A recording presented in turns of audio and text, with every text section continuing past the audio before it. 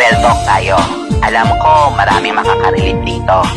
Minsan sa isang kumpanya, hindi naman yung trabaho nakakapagod talaga.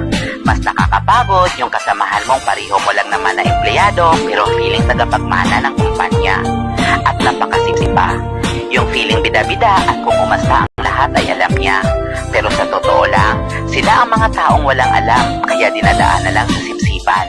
Kasi ang taong totoo, matalino at may alam, hindi kailangan gawin ng mga yan para umangat at may matunayan. Kaya minsan, akala mo pagod ka sa trabaho, pero hindi pala ang trabaho ang ikinapagod mo, kundi ang mga toksik at sip-sip na kasamahan mo sa trabaho. Sila yung mga taong kailanman hindi nagsasabi ng buong kwento, at ang lagi lang nila sinasabi ay kung saan sila ay biktima. In short, feeling victim at ginawa para palabasin na ang iba ay mukhang masama. Pero tandaan mo kung sip-sip kang empleyado. Ang sabi ng karma,